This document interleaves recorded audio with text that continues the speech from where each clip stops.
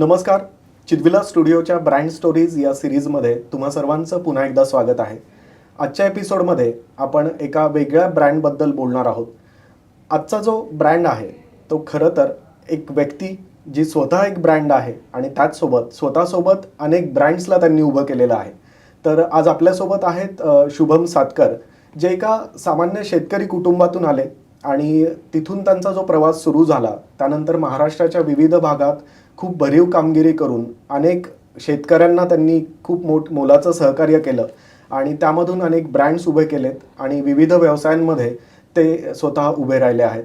तर आपल्यासोबत आहेत शुभम सातकर. नमस्कार शुभम, ब्रँड स्टोरीजच्या या एपिसोडमध्ये स्वागत आहे. तर आपण आपली जी ओळख झाली या सर्व प्रवासामध्ये तर ती चीफ मिनिस्टर फेलोशिपच्या माध्यमातून म्हणजे त्या दरम्यान झाली होती.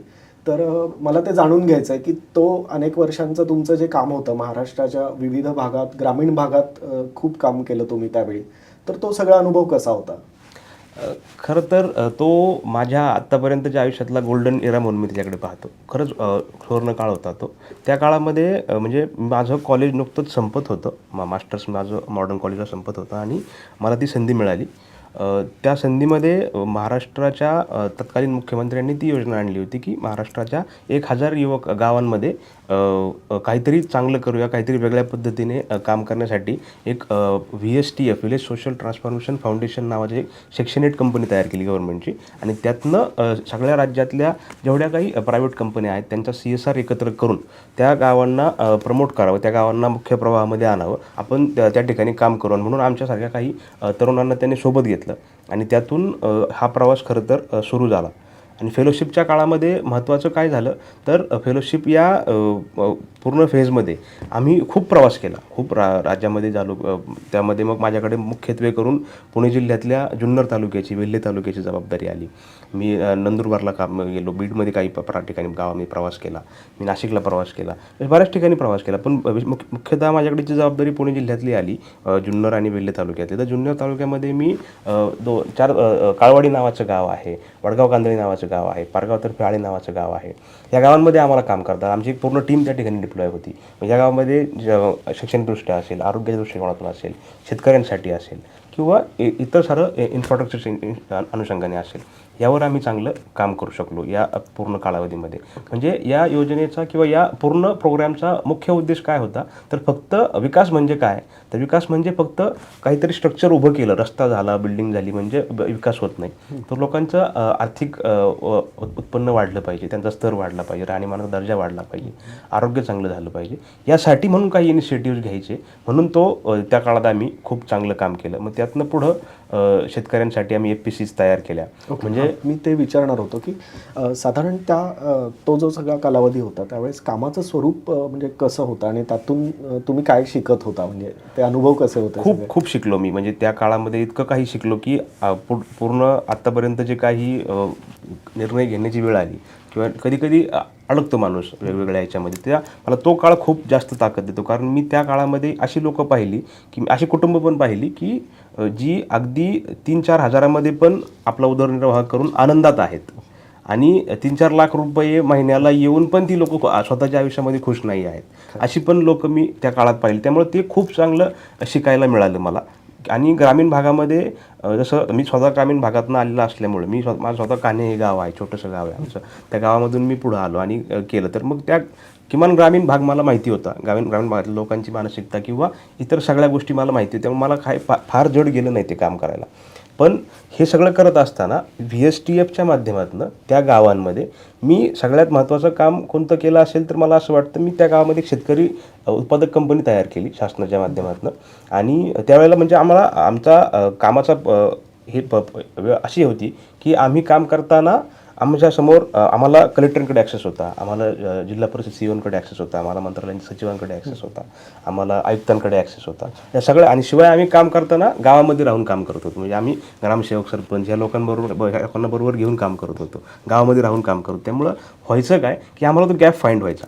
म्हणजे मुळात आज काय होतं प्रशासनामध्ये की गावामध्ये गाव पातळीवर काही समस्या आहेत, त्या जिल्हा पातळीपर्यंत येईपर्यंत आणि तिथून राज्य पातळीपर्यंत जाईपर्यंत खूप कालावधी जातो. त्याबरोबर समस्यामध्ये काहीतरी मूलभूत बदल झालेला पण असतो, म्हणजे त्याचं सोल्युशन येईपर्यंत समस्याकडे बदललेली पण असते. म्हणून तो प्रॉब्लेम होतो बऱ्याच वेळेला. तर आमच्या वेळेला तसं नव्हतं की आम्हाला डिरेक्टली ते सगळं डॉट्स कनेक्ट करता येत होत्या. त्यामुळं आम्ही त्यावर जास्त गतीने काम करू शकलो आणि त्यातनं खूप चांगलं काम त्यामध्ये करता आलं. त्यातलं पहिलं काम जसं मी सांगितलं, शेतकरी उत्पादक कंपनी सुरू केली.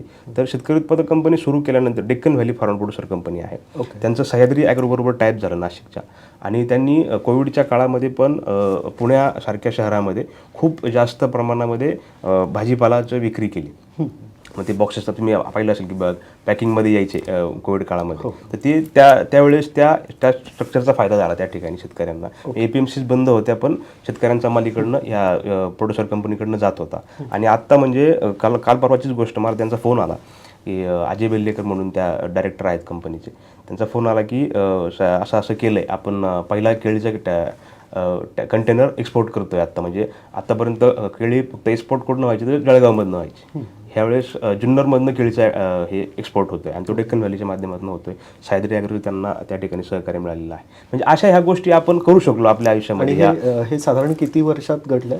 हे 3 वर्षात घडलं. म्हणजे ती कंपनी फॉर्मेशन मला वाटतं मी 2020ला आम्ही केली ती. 2020ला केली. 2021ला त्यांना एक अनुदान पण आम्ही 1 कोटी रुपयाच्या सुमारे अनुदान शासनाने त्यावेळेला मंजूर झालं होतं. ते अनुदान पुढं कंपनीने किती प्रमाणात घेतलं किंवा ते कसं आलं हा विषय निराळा आहे. पण त्यातनं मुळात कंपनी उभी राहिली, ती एक मानसिकता तयार झाली की आपण विकू शकतो, आपण विक्री केली पाहिजे. तो आत्मविश्वास लोकांमध्ये आला आणि लोक त्यातनं पुढे गेले आणि योगायोगाने चांगली लोक भेटत गेली, चांगले ब्रँड्स भेटत गेले आणि त्यातनं पुढं ती लोक आली आणि आज त्यांची केळीची पहिली केळीचा पहिला कंटेनर आज एक्सपोर्ट होतं. ही खूप समाधान देणारी गोष्ट आहे. म्हणजे मोठं यश आहे. आणि त्यामध्ये त्याला हे करण्यासाठीचं म्हणजे सगळ्यात पहिलं आम्ही काय केलं तर मी ते संपूर्ण गावाची मोजणी केली आम्ही त्यावेळेला. म्हणजे त्या डिलिव्हरिंग स्मार्ट चेन नावाचा प्रोजेक्ट त्या गावामध्ये चालू होता. जेव्हा मी त्या फेलोशिप असताना सुरू त्या ठिकाणी गेलो तर त्या ठिकाणी त्यांनी मुळात गटशेती करायची. तर गटशेतीला सगळ्यात पहिला नियम त्यावेळेला होता जेव्हा ती योजना आली, 100 एकर सलग क्षेत्र पाहिजे. तर 100 एकर सलग क्षेत्र असताना की शेतकऱ्यांनी एकत्र येऊन शेती करायची. आता आपल्या ग्रामीण भागात सगळ्यात मोठा प्रॉब्लेम काय आहे की लोकांची बांधावर भांडणं आहेत.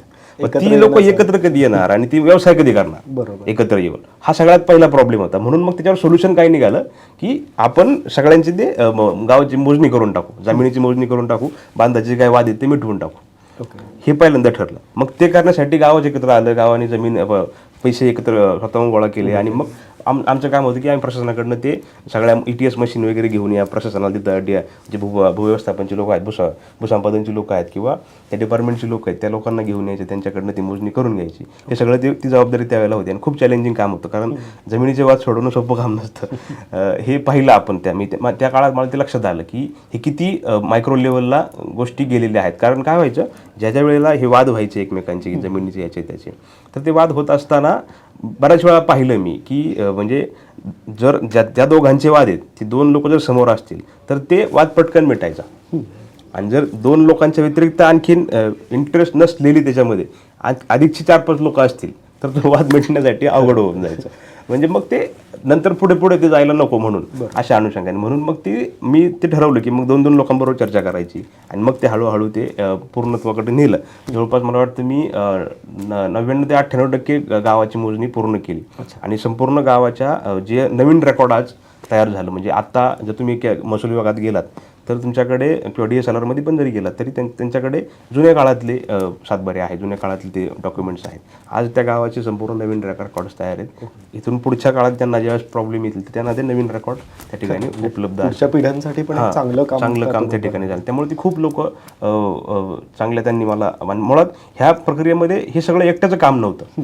मला योग्य ठिकाणी योग्य वेळी लोक चांगली भेटत गेली त्यामुळे ते करणं शक्य झालं. म्हणजे मला त्या लोकांनी मोटिवेट स्वतः केलं, गाववाल्यांनी पण केलं, गावकऱ्यांचं. म्हणजे मला त्यातला एक काही नावं जर घ्यायची ठरलं तर मी त्या गावातले शरद वामन म्हणून होते, काळवाडी गावातले एक प्रचंड डेडिकेटेड व्यक्तिमत्व.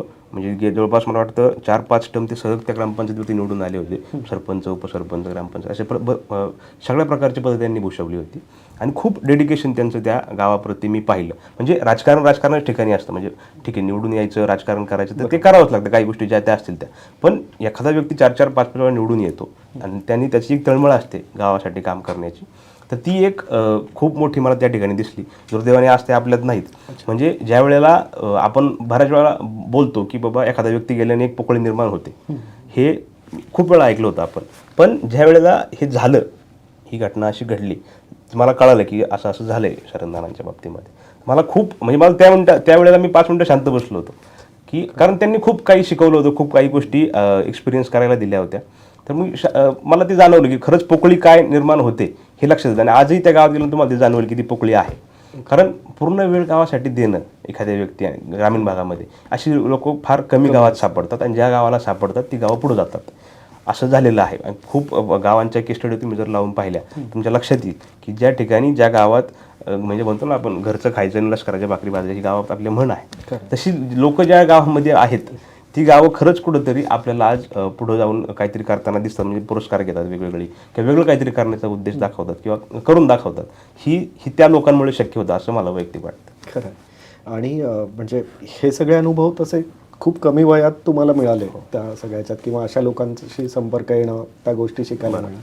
तर शुभम, म्हणजे CM फेलोशिपचं हे सगळं काम करण्याकडे जो इंटरेस्ट तुम्हाला निर्माण झाला, तर मला वाटतं ह्याची मुळं कुठेतरी असतीलच म्हणजे मागे. तर ती फॅमिली बॅकग्राऊंड तुमची काय होती आणि तुम्ही इकडे कसे यावं वाटलं? मुळात मी शेतकरी कुटुंबातून आलेलो आहे. माझे वडील महिंद्रा कंपनीमध्ये कामगार आहेत. आमची शेती आहे, शेतीवरती मी होतो. आणि माझं मुळात गाव माझं कान्हे गाव आहे.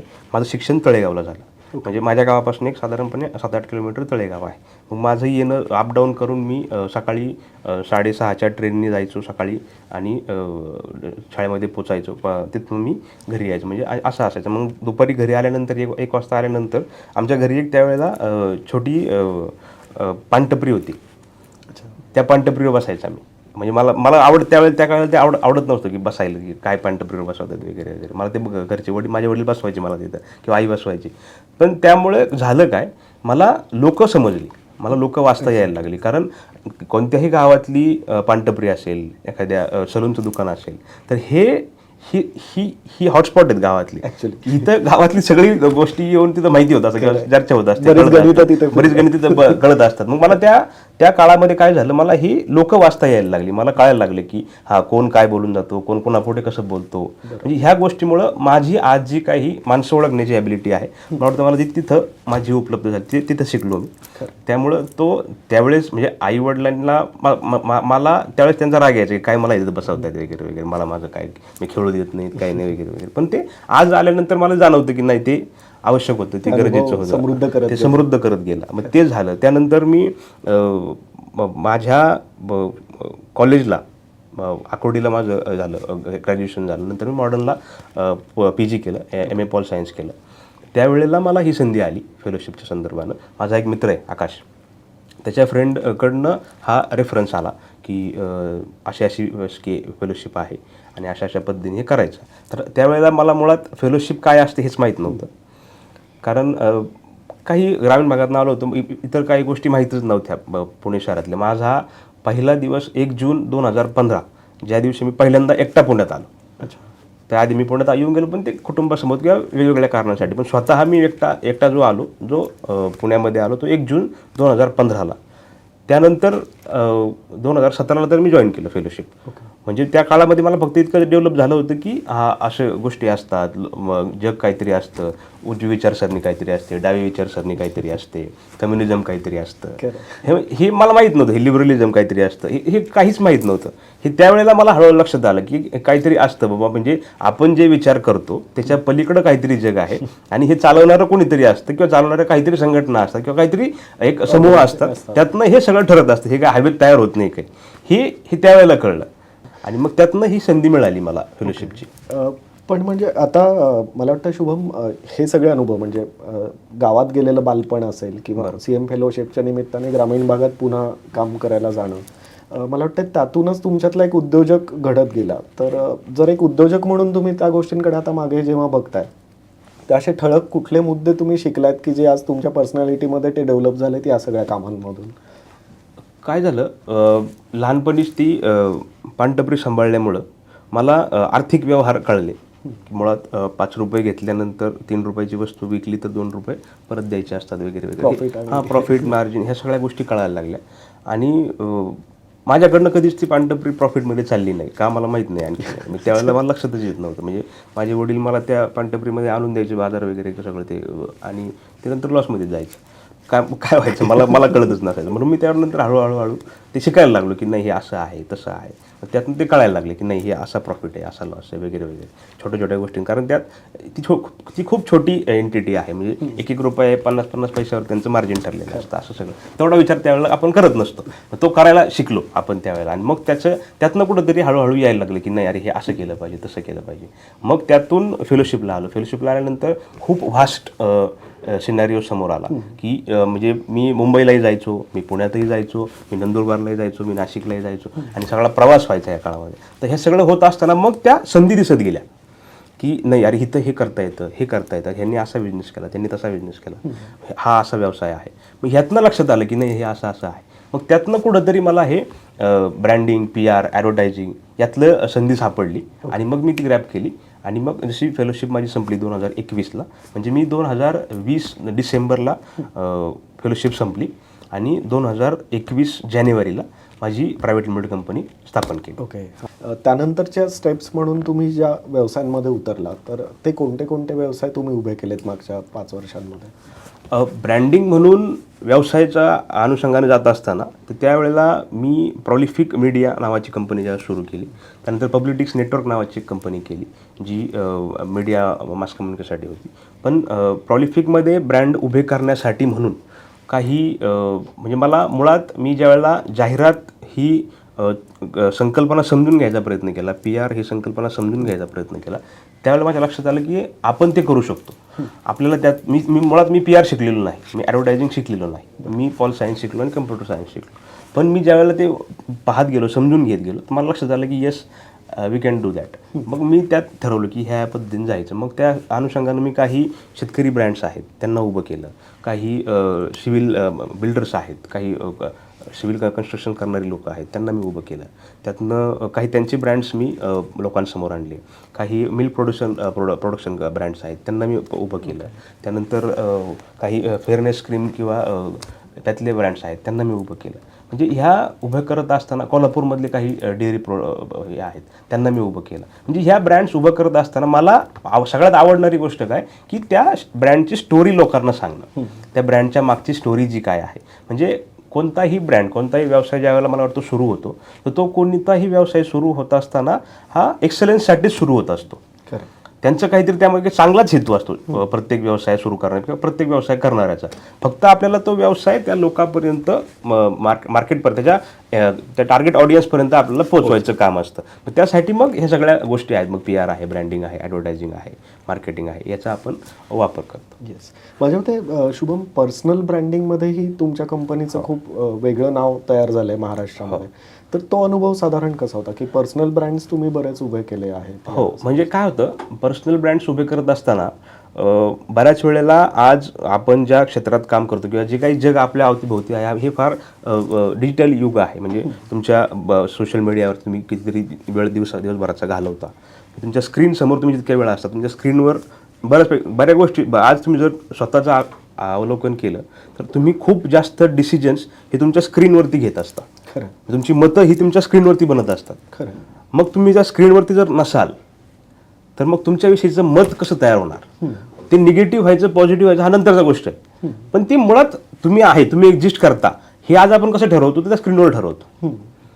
मग म्हणून त्या स्क्रीनवरती काम करत असताना जे काही पर्सनल ब्रँड्स उभे करण्याच्या दृष्टिकोनातून मी प्रयत्न केला तर त्या लोकांना की त्या व्यक्तींना मी हेच सांगायचा प्रयत्न केला प्रत्येक वेळेला की तुम्ही फक्त काम करत राहता पण काम केल्यानंतर ते दिसलं नाही लोकांना तर त्याची ती व्हॅल्यू क्रिएट होत नाही. बरं. आणि जर ती व्हॅल्यू तुमच्या कामाची क्रिएट झाली नाही तर त्या कामामध्ये जे काही ग्रोथ व्हायला पाहिजे ज्या पोटेन्शियलनी ग्रोथ व्हायला पाहिजे ती होत नाही. खरं.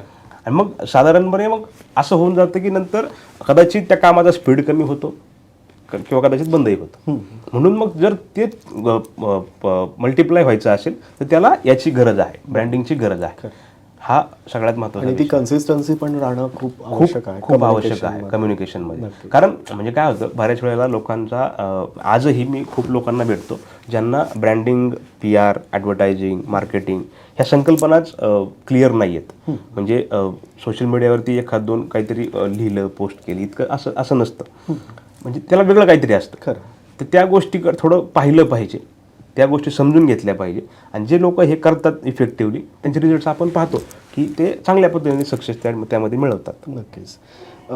Shubham, prolific media private limited सारखी कंपनी उभी करून महाराष्ट्रातल्या इतक्या ब्रँड्ससाठी, इतक्या व्यक्तींसाठी तुम्ही काम केलं. त्याचसोबत तुम्ही बांधकाम व्यवसायामध्ये सुद्धा आहात. अशा विविध व्यवसायांमध्ये स्वतःची एक ओळख तुम्ही निर्माण केली. तर साधारणपणे, आणि हे सगळं तुम्ही खूप कमी वयात केलेलं आहे, याचं मलाही खूप कौतुक आहे की खूप कमी वयात या सगळ्या अचिव्हमेंट्स तुम्ही केलेल्या आहेत. तर इथून पुढे म्हणजे आता जी मुलं व्यवसायात उतरायचं बघतायत किंवा प्रयत्न करतायत, स्टार्टअप्स आहेत किंवा जे विचार करतायत, तर एक उद्योजक म्हणून, एक व्यावसायिक म्हणून तुम्ही त्या मुलांना काय सांगाल नक्की, की कशा पद्धतीने व्यवसाय उभा राहतो? खूप मेहनत करावी लागते, खूप पेशन्स ठेवावे लागतात आणि खूप ग्राउंडवर राहावं लागतं.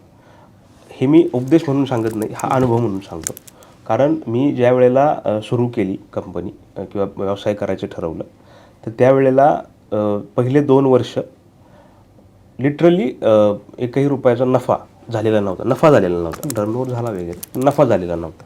मग त्यावेळेला तो तग धरून राहणं की नाही, होणार आहे, करायचं आहे. हे आणि हे कधी होतं, ज्यावेळेला तुमच्याकडे लॉंग टर्म गोल्स असतात, ज्यावेळेला तुम्ही पाहत असता की नाही, मला इथपर्यंत जायचं आहे, मला आणि आपल्याला कळत असते की कुठपर्यंत कसं आपण जाणार आहे. तुमचे ते गोल सेट असले, तुम्हाला एकदा दिशा माहिती असली की तुम्ही तिथपर्यंत निघून जाता. पण जर तुमच्याकडे दिशा नसेल आणि तुम्हाला जर आता आज व्यवसाय सुरू केला, मग ह्या मंथ एंडला मला पैसे आले पाहिजे किंवा ह्या 2 महिन्यानंतर मला पैसे आले पाहिजेत, हे जर झालं तर त्यात गडबड होऊन जाते. आणि सध्या हाच जास्त ट्रेंड आहे. म्हणजे लोकांना खूप व्यावसायिक दिसतात, म्हणजे आज त्या व्यावसायिकांच्या बरोबर असलेलं फेम दिसतं, पण त्या फेमच्या मागचा स्ट्रगल जो काही झालेला आहे, होऊन गेलेला आहे, हा दिसत नाही.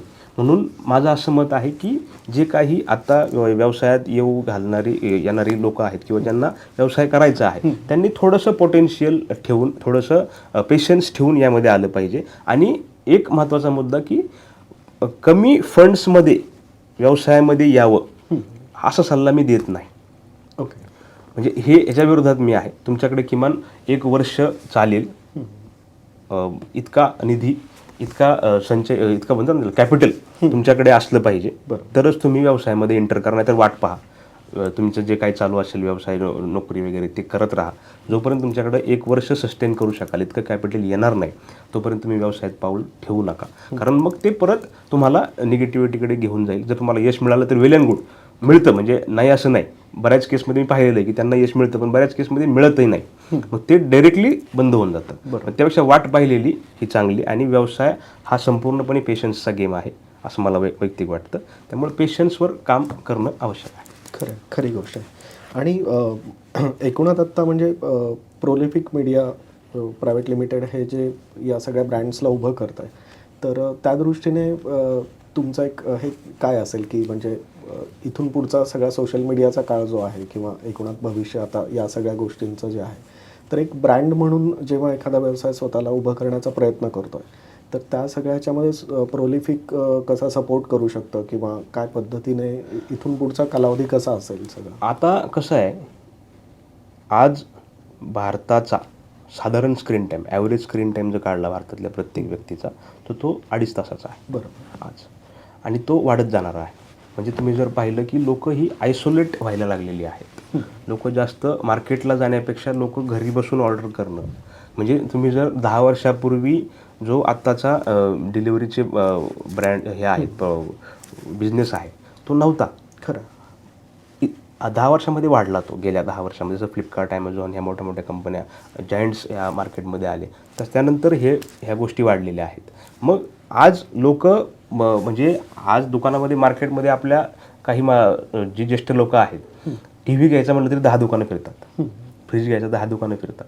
पण आजची जनरेशन एका वेबसाईटवरती जस्ट 10 फिल्टर लावतात आणि एक प्रोडक्ट सिलेक्ट करून ऑनलाईन फ्रीज घेतात आणि तो घरी येतो व्यवस्थितपणे.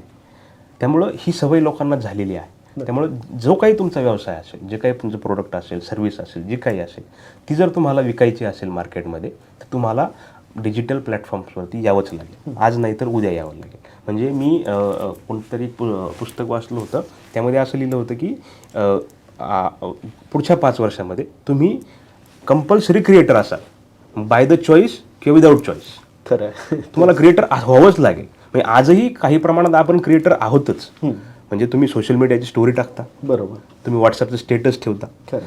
हे ठेवणं पण एक क्रिएटर असल्याचं लक्षण आहे. व्हॉट्सअप स्टेटस ठेवणं म्हणजे हे तुम्ही क्रिएटर आहात. बरोबर. म्हणजे आज तुम्ही काहीतरी क्रिएट करता. खरं आहे, प्रत्येक व्यावसायिक काही ना काहीतरी प्रयत्न करतो स्वतःला प्रमोट करण्याचा. हा, फक्त मग त्याला तुम्ही जर योग्य दिशा देऊ शकता, स्ट्रॅटेजी हवी. हा, तर त्याला अधिक चांगलं यश मिळेल. नाहीतर मग त्याची लोकांची मतं असं होऊन जातं की आज बरेच लोक असे भेटतात मला की नाही, ते डिजिटलवरती काय होत नाही, ते काय मिळत नाही. पण त्याला तुम्ही त्या पद्धतीने पाहिलं पाहिजे, त्या पद्धतीने तुम्ही ते केलं पाहिजे. जर तुम्ही त्याला तशा स्ट्रॅटेजिकली तुम्ही त्याला पुढे घेऊन जाऊ शकलात तर निश्चितपणे त्यात तुम्हाला यश मिळेल आणि तुम्हाला ते आज नाही तर उद्या करावंच लागेल. नक्कीच. नाही म्हणजे आणि तुम्ही ग्रामीण भागात केलेलं एवढं काम आणि त्यानंतर शहरी भागातूनही या सगळ्या हे करत असताना प्रोलिफिक सारखी कंपनी उभी करून म्हणजे मला वाटतं तो रीच प्रत्येकाला आहे की आता तो मॅटर राहिलेला नाही आहे की आपलं प्रोडक्शन कुठं होतं. म्हणजे एखादा अगदी गावखेड्यातला माणूसही तिथूनही ते सगळं ऑनलाईन तो सगळं सेल करूच शकतो. आणि मला वाटतं प्रोलिफिक अशा लोकांच्या पाठीशी उभं राहायला कायम आहे. नक्की नक्की. म्हणजे आम्ही एक आमचा कोल्हापूरचा तरुण आहे ज्यांनी त्याचा डेअरी व्यवसाय सुरू केला आणि त्या व्यवसायाला त्याला मार्केट करायचं होतं. तर जस्ट आमची भेट झाली, हे झालं ते झालं आणि त्यानंतर मी त्याला मदत म्हणजे कशी केली, त्याला मी काही फक्त सांगितलं की ह्या प्लॅटफॉर्मवरती जा, इथं असं असं कर आणि ह्या पद्धतीने तू पुढे जाऊ शकतोस. तर त्याची जी ग्रोथ आहे ती आज चांगली आहे. म्हणजे हे फक्त कशामुळे झालं की मी सल्ला दिला म्हणून नाही किंवा मी काहीतरी सांगितलं म्हणून नाही, त्यांनी ते केलं, कन्सिस्टंटली केलं. एक्झॅक्टली. म्हणजे गेली वर्षभर तो त्यामध्ये करतोय. पहिले 6 महिने त्याला काहीच मिळालं नाही. 7व्या महिन्यात त्याला कळलं की नाही अरे हा, हे अशा पद्धतीने केलं पाहिजे. तर मग त्या ग्रोथमध्ये तो पुढे गेला. नक्कीच. म्हणजे तो पेशन्स आणि कन्सिस्टन्सीमध्येच.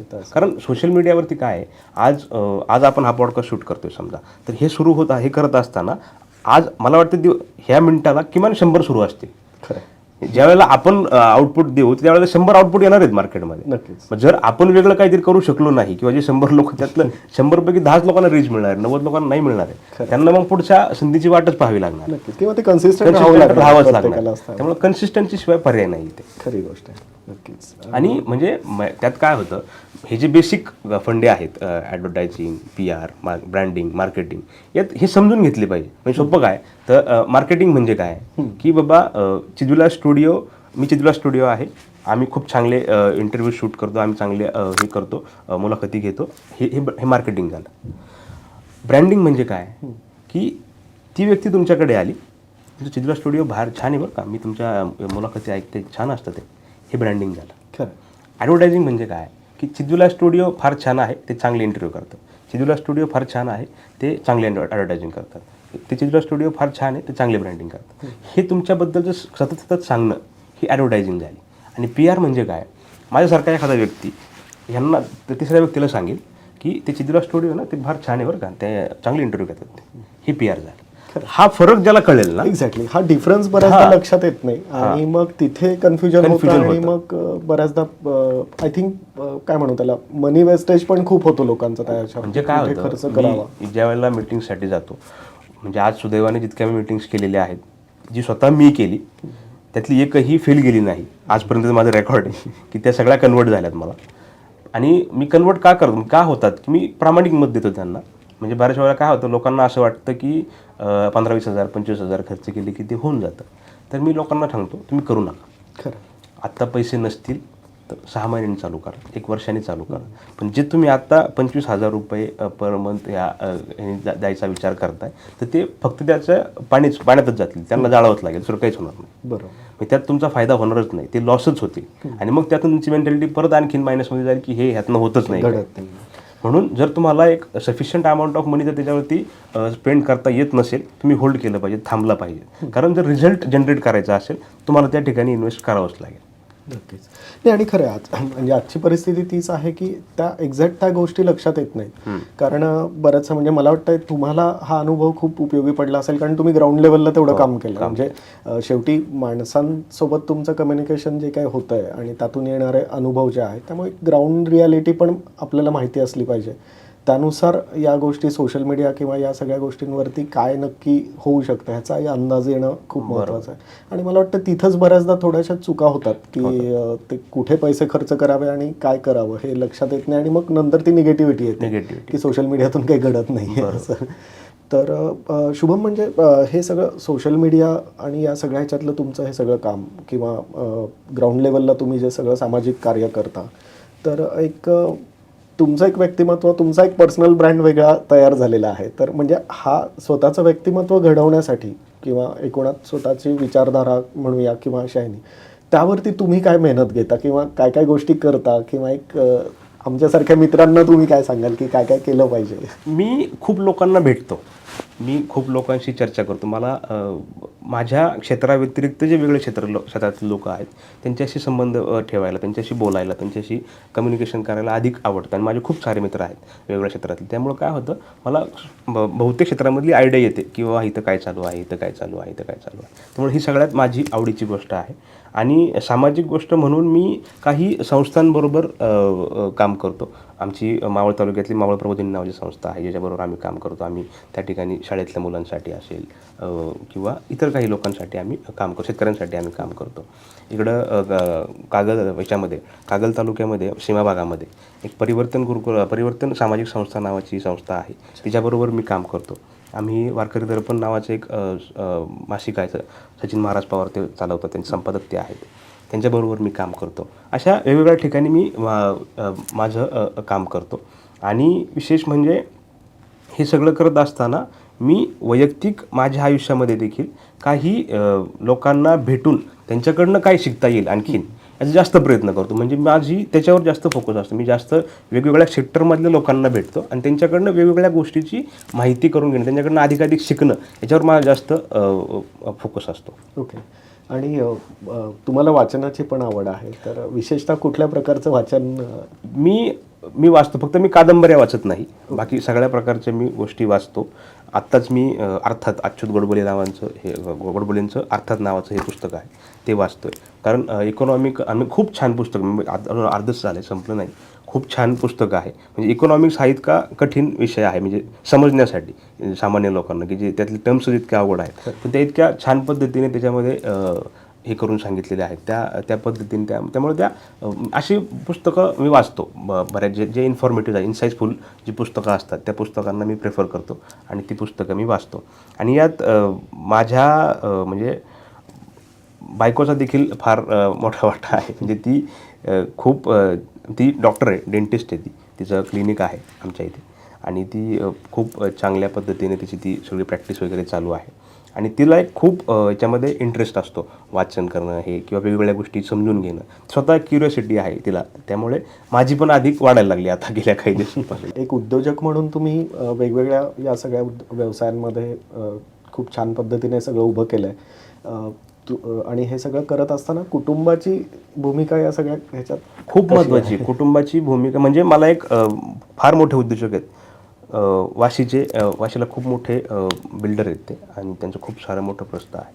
तर त्यांनी मला एकदा एक गोष्ट सांगितली होती की माणूस मोठा कधी होतो, कोणताही व्यक्ती ज्यावेळेस मोठा व्हायचा असेल त्याला, तर तो मोठा कधी होतो, दोन गोष्टी असल्या पाहिजे. एक काय की त्या व्यक्तीला उद्या जे पैसे लागणार आहेत तुम्हाला उद्या, त्याची चिंता नसली पाहिजे आज. आणि दुसरी गोष्ट काय असली पाहिजे, तुम्ही ज्यावेळेस घरी जाता तर घरी तुमच्या एक चांगलं वातावरण असलं पाहिजे, आनंदी वातावरण असलं पाहिजे. घरी जाऊन जर तुमची वैतागवाडी होणार असेल तर मग तुम्ही काही करू शकत नाही. हे त्यांनी सरळ सांगितलं मला. आणि ह्या दोन गोष्टी सुदैवानं माझ्या आयुष्यामध्ये आहे. माझ्या आईने खूप मला शिकवलं, खूप साऱ्या गोष्टी मला दिल्या. म्हणजे तिच्याकडनं म्हणजे मी काय शिकलो, तिच्याकडनं शिस्त शिकलो. प्रचंड शिस्ती जी आहे ती तिच्याकडनं शिकलो. त्यामुळे त्याचा फायदा होतो मला. कारण मुळात कोणतीही गोष्ट करण्यासाठी तुमच्या आयुष्यामध्ये एक शिस्त असणं किंवा तुमच्या आयुष्याला एक साचेबद्धपणा असणं, त्याशिवाय तुम्ही पुढे जाऊ शकत नाही, याच्यावर माझा पूर्ण विश्वास आहे. आणि वैयक्तिक म्हणजे आमचं कुटुंब म्हणून आम्ही माळकरी आहे, मी वारकरी कुटुंब आहे आमचं. आणि मुळात मी फार श्रद्धावान व्यक्ती आहे. मला श्रद्धा ठेवायला ठेवतो मी. म्हणजे मी रोज देवपूजा करतो वगैरे वगैरे, हे सगळं चालतं. कारण मला ते एक शांती मिळते. आपल्याला एक मेंटल स्टेबिलिटी जर पाहिजे असेल तर कुठंतरी आपण बसून स्तब्ध झालं पाहिजे असं मला वैयक्तिक वाटतं आणि मी ते करतो, रोज करतो की कुठंतरी वाकायला जागा असली पाहिजे आपल्याला. खरं उद्योग व्यवसायात ती मनशांती कुठंतरी असली पाहिजे. जर तुम्हाला तुमच्याकडे ती नसेल, तुम्ही जर स्वतःला कधीतरी अंतर्मुख होऊन पाहणार नसाल, तर मला वाटतं जर असं 3-4 महिने गेले तर 4 महिने लक्षात येईल की आपण कुठंतरी परत वेगळ्या प्रवाहामध्ये आलो. तर ते तुम्हाला जर प्रवाह टिकून ठेवायचा असेल, तुमचा फोकस कंटिन्यू ठेवायचा असेल, तर तुमच्यासाठी श्रद्धा असणं ही सगळ्यात मोठी गोष्ट आहे. आणि जर समजा म्हणजे मी माझी किस्सा सांगतो, असं म्हणजे माझी गोष्ट सांगतो की जर अशी कधी परिस्थिती आली की मला कळतच नाही आहे, काही लक्षात येत नाही आहे किंवा मार्ग सापडत नाही, असं कधी झालं, तर मी हा माझ्या श्रद्धेचा भाग आहे. कोण काय म्हणेल माहीत नाही, हा माझ्या श्रद्धेचा भाग आहे. मी आमच्या इथे भंडारा डोंगर आहे, तुकाराम महाराजांनी जिथं हे केलं, तर त्यांची ती अभ्यासाची जागा होती, मी असं मानतो. ती लोक काही म्हणतात, त्यांची ती अभ्यासाची जागा होती, तर त्यांनी गाथेचं लिखाण केलं. तर मी तिथे जातो. खूप छान वातावरण आहे तिथे. आता तिथं आमच्या भंडारा डोंगर ट्रस्टतर्फे एक मोठं मंदिर उभं राहायचं काम चालू आहे. म्हणजे तिथे संत विचारांचं, तुकाराम महाराजांच्या गाथेचा अभ्यास करणारं केंद्र उभं राहते. मंदिर तर उभं राहतच आहे, मंदिरचं होणारच आहे, पण ही पण सगळ्या गोष्टी होत्या. म्हणजे बऱ्याच वेळेला असं पण लोक म्हणतात की मंदिर उभारण्याची शाळा उभारा. तर मी वेगळ्या मताचा आहे, शाळा असल्याच पाहिजेत, नसण्याचा उद्देशच नाही, शाळा असल्याच पाहिजे. पण जर त्या ठिकाणी मंदिरात जाऊन तुम्ही माणूस म्हणून प्रगल्भ होणार असाल, तर मंदिरात असलंच पाहिजे, तिथलं गेलंच पाहिजे.